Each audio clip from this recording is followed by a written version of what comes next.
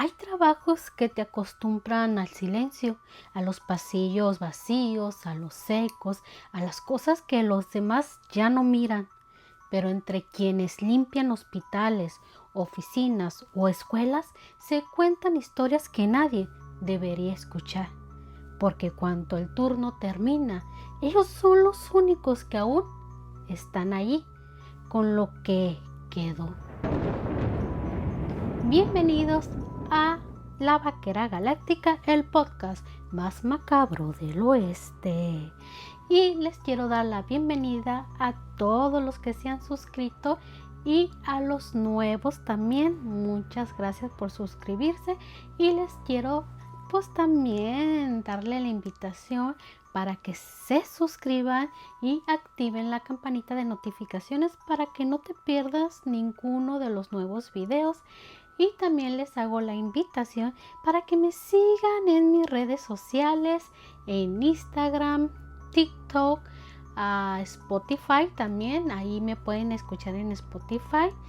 Me ayudarían mucho que vayan y se suscriban porque creo que nomás tengo 4 seguidores en Spotify. Vayan, suscríbanse y pues me pueden escuchar o ver también por esa plataforma. Y ¿qué más les iba a decir?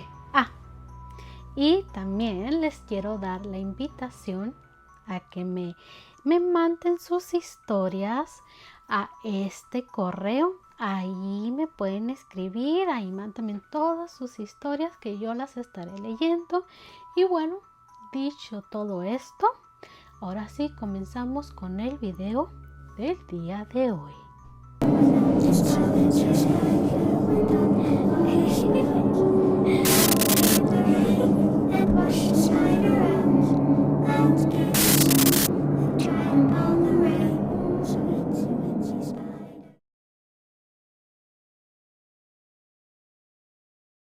Los hospitales vacíos tienen su propio sonido, el de los tubos zumbando, las luces parpadeando y el eco de los que ya no deberían estar allí.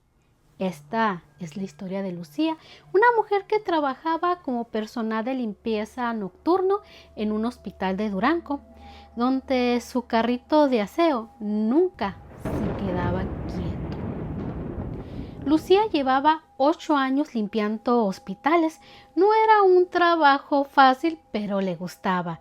Le pagaban puntual y la paz de la noche le daba tiempo para pensar.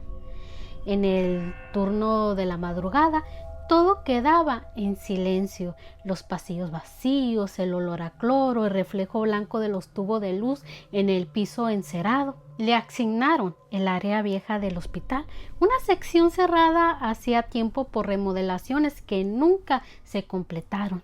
A nadie le gustaba entrar allí. Las enfermeras decían que era raro, que el aire se sentía más frío y que los relojes a veces se detenían sin razón. Lucía se reía de eso. Son supersticiones, pensaba, hasta que una noche escuchó cómo su carrito se movía solo. Era la 1:47 de la mañana. Estaba en la sala de descanso limpiando una mesa cuando oyó el chirrido de las ruedas en el pasillo. Un sonido lento, intermitente, como si alguien empujara el carrito muy despacio. Salió a mirar. Ahí estaba su carrito detenido frente a la habitación 303. Lucía sabía que esa habitación estaba cerrada con llave desde hacía años. Nadie entraba, nadie debía.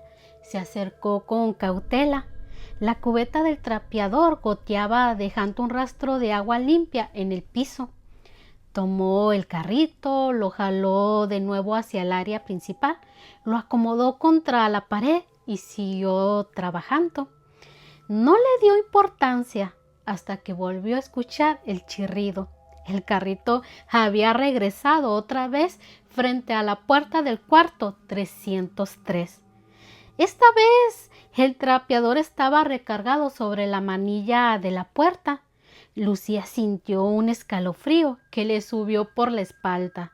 Miró a ambos lados del pasillo, vacío.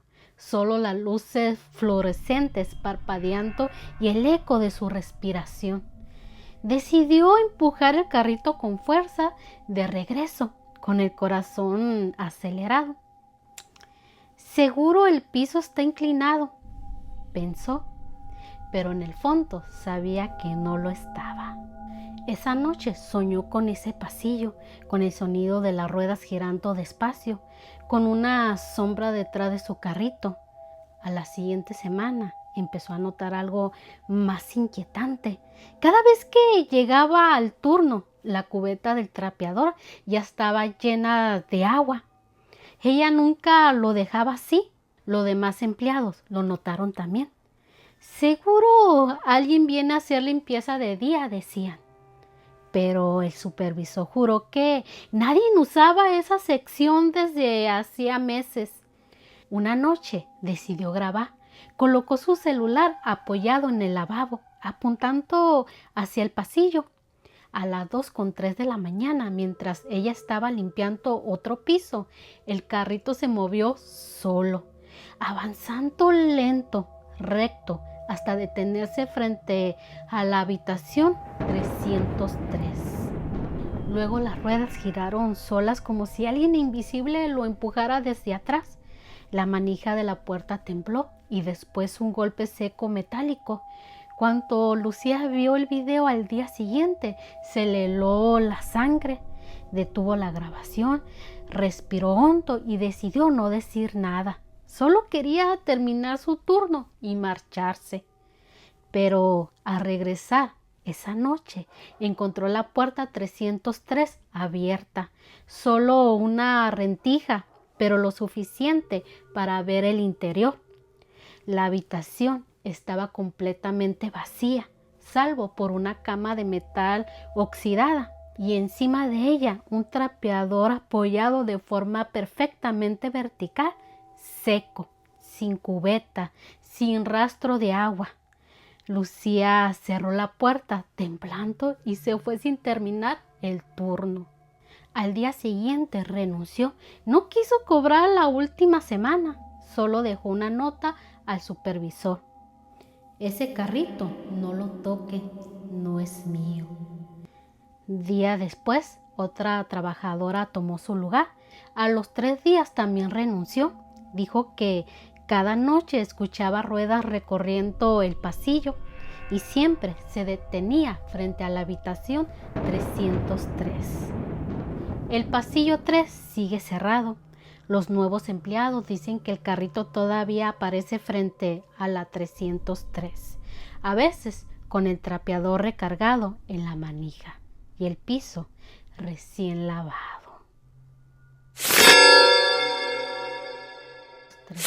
Algunos lugares parecen absorber el agua y otros simplemente no quieren secarse. Esta es la historia de Mario, un conserje que trabajó durante las noches en un edificio de oficinas en Guadalajara y que descubrió que no todo lo que se refleja en el piso es de este mundo. Mario siempre decía que prefería limpiar de noche. No había ruido, nadie le interrumpía y podía hacer su trabajo tranquilo. Tenía 52 años y llevaba casi 20 trabajando en mantenimiento. El edificio donde lo asignaron era moderno, de oficinas grandes y pasillos de cristal. De día estaba lleno de vida, pero de noche era otro lugar. El silencio allí no era normal, era espeso, cargado como si algo se quedara suspendido en el aire cuando el último empleado se iba. Su tarea era sencilla, trapear los 3 pisos principales y dejar las luces apagadas. El problema empezó en el piso 7, una planta que hacía poco había sido remodelada. El piso de porcelana brillante parecía nuevo, pero cada noche, sin importar cuánto trapeaba, nunca se secaba del todo. Siempre quedaban charcos, marcas de pisadas o pequeñas zonas donde el agua volvía a aparecer. Mario pensaba que era condensación, filtraciones tal vez, hasta que una madrugada vio algo reflejarse en ese agua.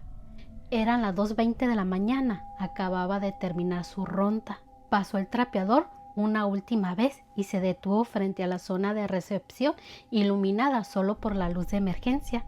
El reflejo en el piso mostraba una figura parada detrás de él.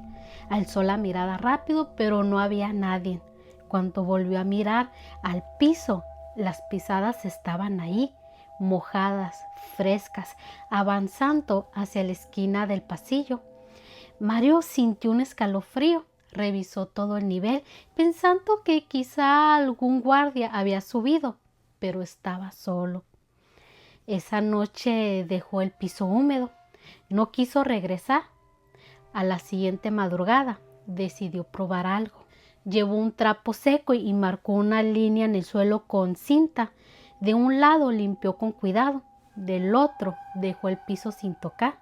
A los 10 minutos el lado limpio empezó a humedecerse otra vez, como si algo resumara desde adentro. Y entonces vio como una pisada aparecía sola, hundiendo apenas el agua.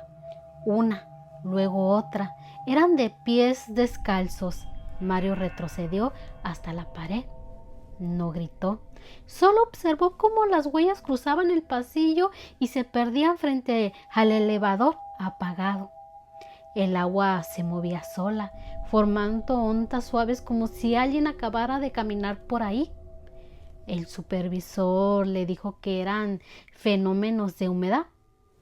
Mario no insistió, pero comenzó a notar que los charcos siempre aparecían en los mismos lugares, a lo largo del corredor donde, según un guardia, se había desvivido una mujer años atrás cuando el edificio todavía estaba en construcción. Un accidente, una caída desde el 8º piso. Dicen que el cuerpo golpeó justo donde él trapeaba. La semana siguiente los episodios se repitieron. Algunas noches escuchaba gotas cayendo aunque la cubeta estaba seca. Otras, el sonido de pasos descalzos acercándose. Una vez, mientras se agachaba para secar, el trapeador fue empujado desde atrás. Cuando se giró, vio una marca de dedos húmedos en el mango. Decidió dejar su celular grabando video, apuntando al piso. Cuando revisó la grabación, se veía el reflejo del techo y su propia sombra, y de pronto otra sombra más delgada, moviéndose justo detrás de él, pero sin cuerpo que la proyectara. Esa fue su última noche allí. Dejó el trabajo sin dar explicación. El último mensaje que mandó al supervisor fue corto: no limpien el 7º piso, no seca porque no está vacío. El edificio sigue en uso. El 7º piso está cerrado temporalmente por mantenimiento, pero los guardias dicen que algunas madrugadas escuchan el sonido del trapeador recorriendo el pasillo y el agua moviéndose sola. Después de la última función, cuando las luces se apagan y el sonido se corta, el silencio de una sala de cine puede sentirse más grande que el mundo. Esta es la historia de Rebeca, empleada de limpieza nocturna en un cine del centro de la Ciudad de México, que una madrugada encontró algo que no debía haber visto y que nadie volvió a reclamar.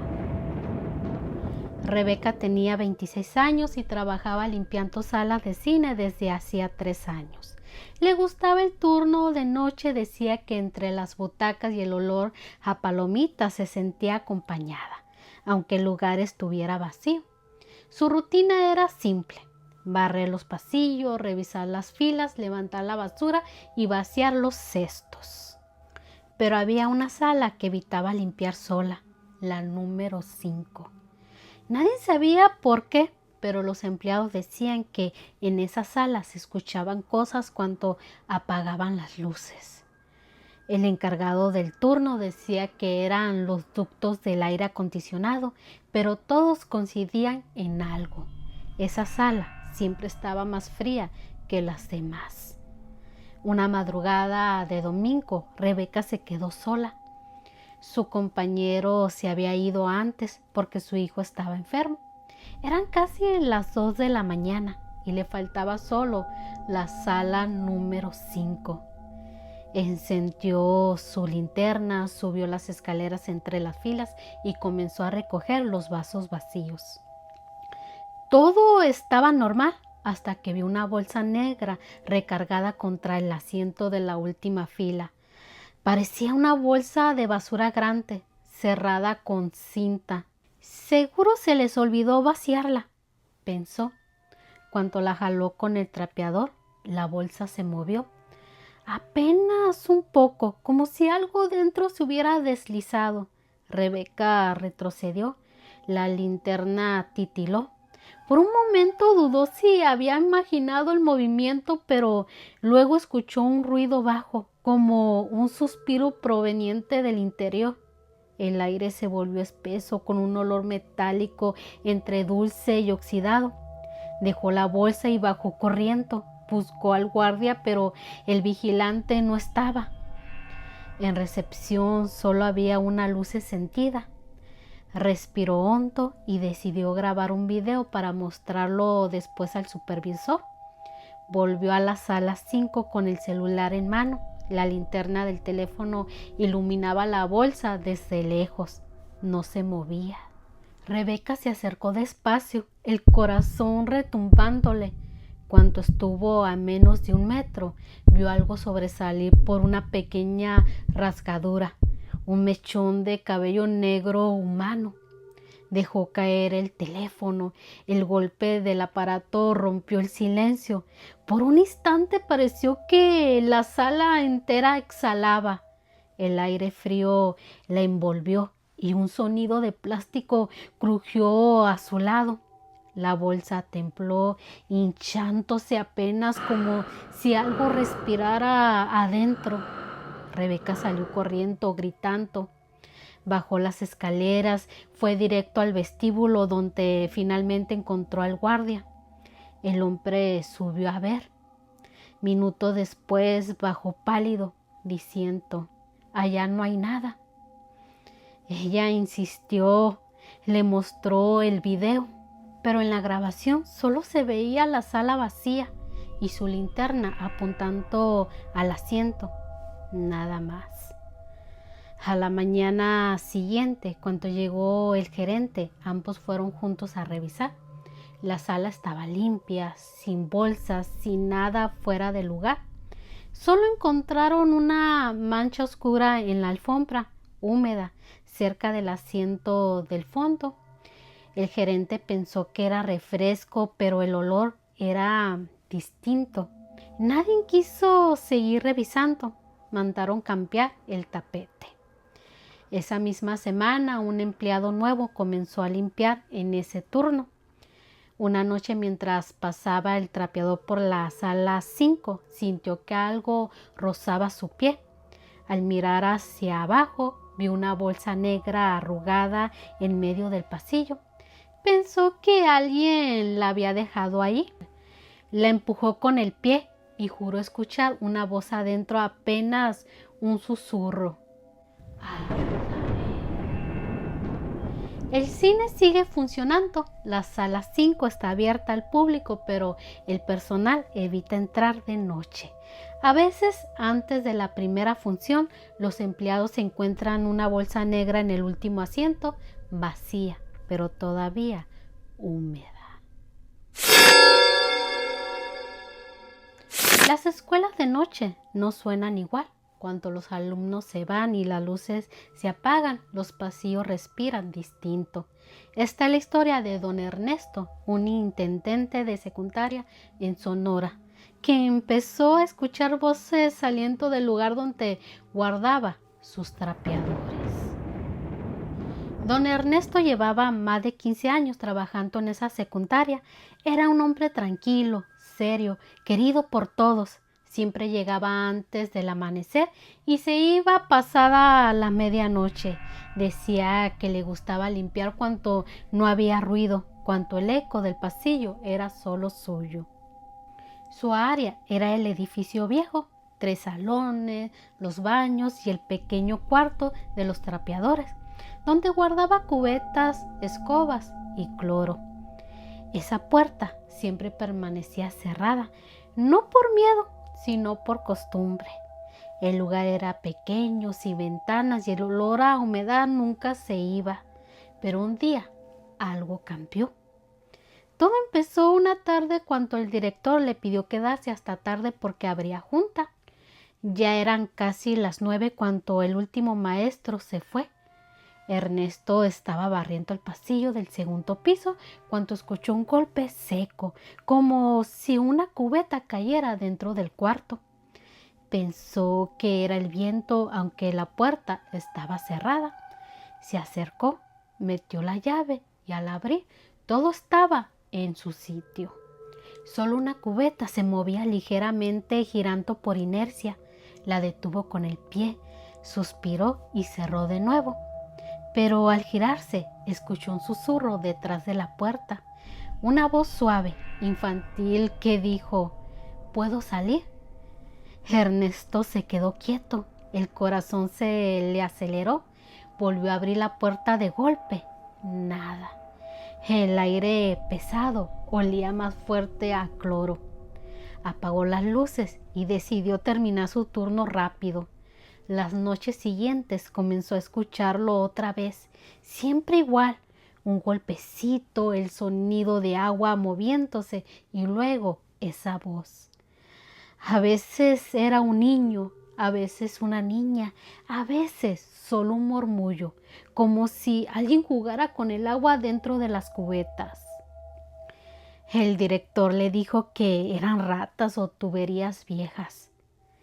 Ernesto no insistió, pero empezó a notar que cada mañana el trapeador que dejaba fuera del cuarto aparecía adentro mojado. Un viernes decidió quedarse después de medianoche. Llevó su radio portátil, pero no la encendió. Dejó la puerta entreabierta y esperó.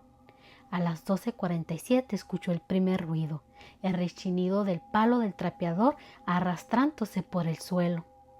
Luego el sonido de algo goteando. Se asomó. Las cubetas temblaban. El agua adentro se movía sola, haciendo pequeñas olas. Y en la pared del fondo, justo donde nunca había humedad, el cloro escurría lentamente formando letras. Primero una A, luego una Y, hasta que leyó claro: ayuda. Retrocedió trompezando. La radio se encendió sola con estática. Entre ruido se escucharon risas de niños. Cerró la puerta con fuerza, echó llave y corrió al patio. Allí se quedó hasta el amanecer. Al día siguiente pidió permiso para cambiar de área. El director aceptó. Le asignaron el edificio nuevo, pero antes de irse decidió entregar las llaves del cuarto a su reemplazo, una muchacha joven llamada Miriam. Le advirtió con tono serio: si escuchas algo, no abras. Ella sonrió sin entender. Una semana después, Miriam renunció. Dijo que mientras limpiaba alguien tocó la puerta desde adentro y que cuando abrió, el agua de las cubetas estaba hirviendo. Don Ernesto volvió una última vez por curiosidad. Entró de día. El cuarto estaba vacío. Solo una frase escrita en la pared con marcador: no nos dejes aquí. Desde entonces, el cuarto de los trapeadores permanece cerrado. Nadie lo usa, nadie lo limpia, pero a veces al pasar por el pasillo los alumnos dicen escuchar risas suaves y el sonido de una cubeta girando sola en el piso. La escuela sigue abierta. El cuarto de los trapeadores ahora está tapiado, pero los conserjes nuevos aseguran que por las noches alguien pasa trapeando frente a la puerta, aunque ya no hay nadie asignado a ese turno. Nadie piensa en quién limpia los cementerios. Ellos son los últimos en irse, los que barren entre tumbas cuando el sol ya no alumbra. Esta es la historia de Rosendo, un barrentero del Panteón Municipal de Hermosillo, que asegura que una noche mientras limpiaba el polvo de los fallecidos, uno de ellos le habló. Rosendo trabajaba en el cementerio desde hacía casi una década.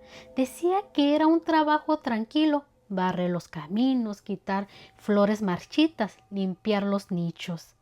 Le gustaba llegar temprano, cuando el aire aún olía a tierra fría, y quedarse hasta la noche, cuando los visitantes se habían ido. El silencio de los fallecidos le resultaba más honesto que el ruido de los vivos. El ayuntamiento le asignó el turno nocturno después de una remodelación. Debía limpiar la zona vieja del panteón, donde las tumbas ya no recibían visitas. Ahí las cruces estaban torcidas y las veladoras cubiertas de polvo. Decía que a veces se escuchaban pasos aunque no hubiera viento, pero nunca tuvo miedo hasta aquella noche. Era martes, el cielo estaba nublado y el aire denso. Rosendo llevaba su escoba de ramas, una lámpara colgada al cuello y un costal para basura. Empezó a barrer el corredor central, silbando bajo. De pronto escuchó algo, un golpe suave, metálico, como si una cubeta hubiera caído. Pensó que sería el viento, pero el sonido se repitió más cerca. Cuando apuntó la lámpara, la vio, una bota vieja asomando detrás de un nicho. Se acercó con cautela. Detrás de la tumba no había nadie, solo una cubeta tirada y, a un lado, una pala oxidada. Levantó la cubeta y notó algo raro. Estaba tibia por dentro, como si alguien la hubiera estado usando hacía poco. El suelo también estaba removido, con montículos de tierra húmeda. No entendía por qué. Nadie debía cavar allí. Siguió barriendo. A los pocos minutos escuchó una voz, baja, masculina, casi un suspiro. Dijo su nombre: Rosendo. El sonido le llegó desde atrás, desde el área de los nichos derrumbados. Giró la lámpara, pero no vio nada. El corazón le retumbaba. Volvió a escucharla. Ya acabé, ven. El eco lo paralizó. El aire se volvió más frío y la luz de su lámpara parpadeó. Decidió marcharse. Dejó el costal a medio llenar y caminó hacia la salida. Pero al pasar frente al viejo almacén de herramientas, escuchó un golpe. Algo cayó adentro. Empujó la puerta oxidada. Adentro, en medio del polvo, había una pala apoyada en una pared y una fosa recién abierta, pequeña, demasiado fresca, y justo al borde su escoba, la que había perdido la semana anterior. Alguien la había clavado en la tierra como si marcara un sitio. Rosendo retrocedió, temblando. Entonces la lámpara se apagó. El silencio se volvió pesado hasta que otra vez la voz, ahora detrás de él, susurró: te toca. Corrió, trompezó entre las tumbas, la tierra húmeda pegándose a sus botas. No se detuvo hasta llegar a la reja principal, que estaba cerrada con candado. Golpeó, gritó, pero nadie respondió. Solo escuchó el sonido de una escoba arrastrándose por el suelo. A lo lejos, un paso tras otro, y luego algo peor, su propio silbido, el mismo que hacía al barrer, repitiéndose dentro del panteón. A la mañana siguiente, el velador lo encontró dormido fuera de la reja. No quiso volver a entrar. Pidió su baja. Dijo que no le pagaran la última quincena.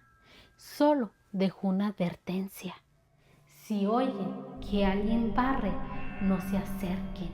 Si oyen que los llaman por su nombre, váyanse. Desde entonces, nadie acepta ese turno. El nuevo personal dice que por las noches se escucha un silbido débil en el área vieja, seguido del roce de una escoba sobre la tierra. Y cuando amanece, las hojas están amontonadas frente a la fosa vacía, con una pala limpia apoyada al lado. El panteón sigue abierto, nadie usa la escoba de Rosendo, pero los veladores juran que si uno se queda callado el tiempo suficiente, puede escuchar como alguien sigue barriendo entre las tumbas y que de vez en cuando el viento susurra un nombre distinto. Y con esta historia llegamos al final de este capítulo. Espero que les haya gustado y si es así, no te olvides de suscribirte y activar la campanita de notificaciones para que no te pierdas ninguno de los nuevos capítulos, y también para que me sigan en todas mis redes sociales y también para que me envíen sus historias a este correo. Aquí me pueden enviar todas sus historias, yo las estaré leyendo. Y bueno, ahora sí me despido, nos vemos en el próximo capítulo y nada, bye.